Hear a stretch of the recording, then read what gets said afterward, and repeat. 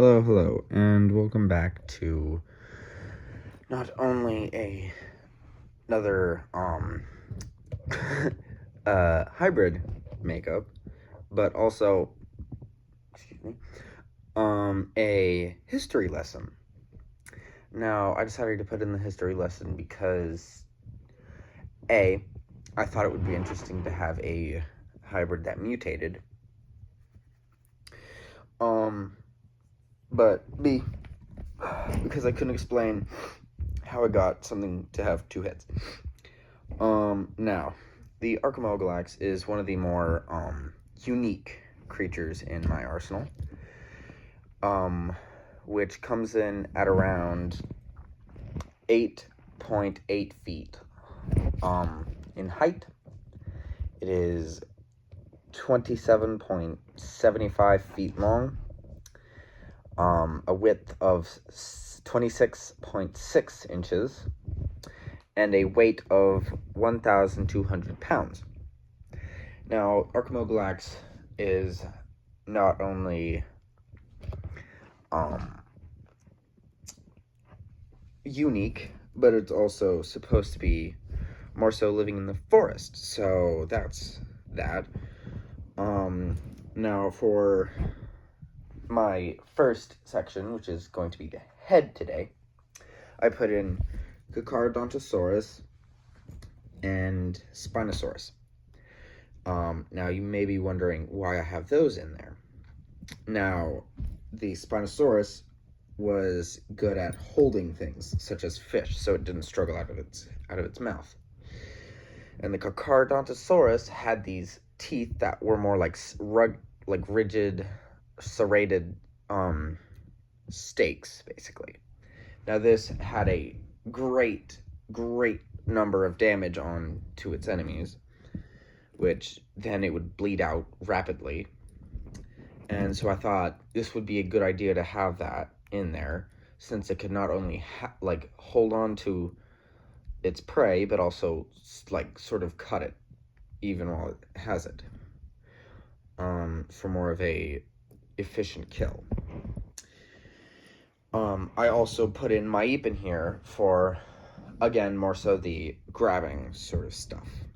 Now, another thing about the Maip is that I have it for the arms. Now, the arms, you could already tell, not by the drawing, because that's garbage, which I am trying to figure that one out, artist-wise.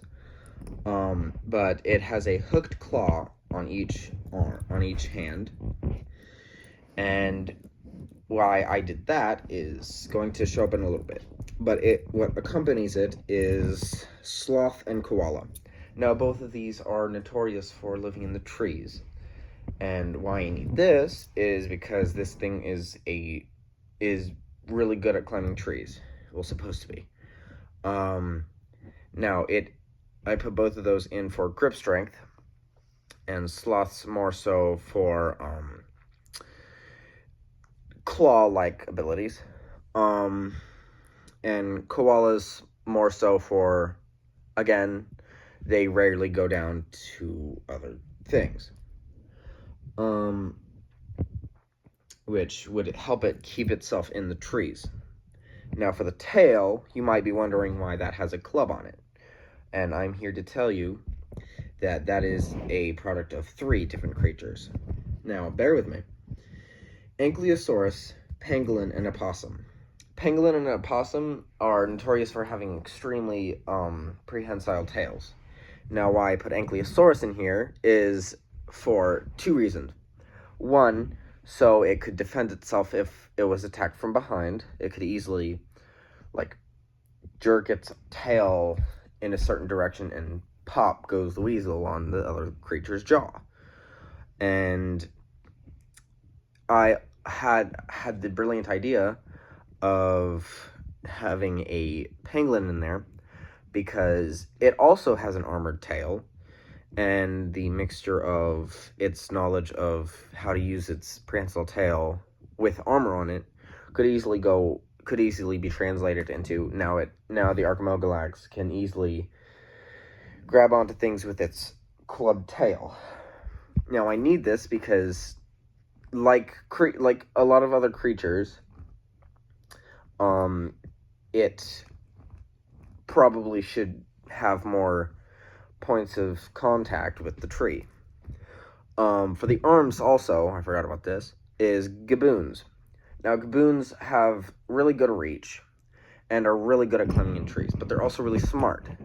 So that's good.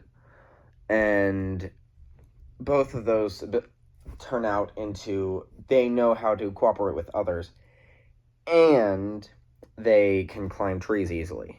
And I mean, they're agile. This also goes into the Utah raptor, which is more vicious about it. Now, it's not able to climb, but it certainly has hooked claws, which isn't in the creature. Now, I know what you're saying. It's not really smart to not have a hooked claw on there, right? Well, and I say, there's not really much point in having a toe claw when it's not going to understand how to use it. Because there's just not that many creatures that know how to use it in this genome. Whereas if I wanted to, I could put more in there and then it would have it. But also when I was tracing, I forgot about the toe claw, so we're ignoring that though. But also for, again, the grip on the teeth and the usage of the arms with intelligence and size. Now, I also put in Thorny Devils for the X Factor. Now, the X Factor is, it's pretty spiny, but also, it could basically drink from its skin. However, it's not as good about it as the Thorny Devil, but it can still, nearer to its mouth, the drops will go closer to its mouth, and it could easily drink. But also for the spines on the back. Now that the genome is out of the way, let's get on to the mutation and history lesson. Now, the reason it mutated is unknown, but through basically mutations in the stuff, it grew another head, which, like Ghidorah, sort of work on their own, and it grew more spikes, notably along the back and tail. Now, this could also be great for its sake, because it can A, have more damage on the tail swings, and B, less attacks from behind will affect it less, or whatever. Now, it also is bigger, and with added spikes, of course. So, height, the forest dwellers, which is it mutated basically, has a height of 14.4 feet. It has a length of 28 feet now, but its width and weight are the same thing, which is 27.6 inches and 1,200 pounds. Now, this was more so the fact that it probably something happened that it was necessary to evolve. And now on to the interactions between other creatures, namely Brutalodon.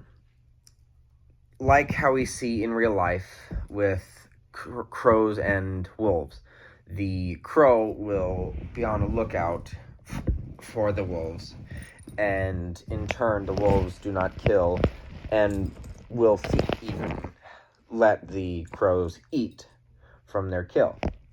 Now, same sort of thing with Brutalodon. Now, there's a lot of times where you will see Brutalodon with a few forest dwellers or arkamogalax either on its back or patrolling around it, hidden in the trees. because the Brutalodon does not have too wide of a vision, but excellent forward vision. It will not need to watch its back because that's what the arkamogalax and forest dwellers are for. Now, this does not in turn happen to the fact of the Brutalodons don't understand and will kill it. No. They, in fact, have learned that if they find a pack of arkamogalax/forest dwellers in trouble, then they will save it, and in turn, they will help it. Which is probably unneededly powerful. But hey.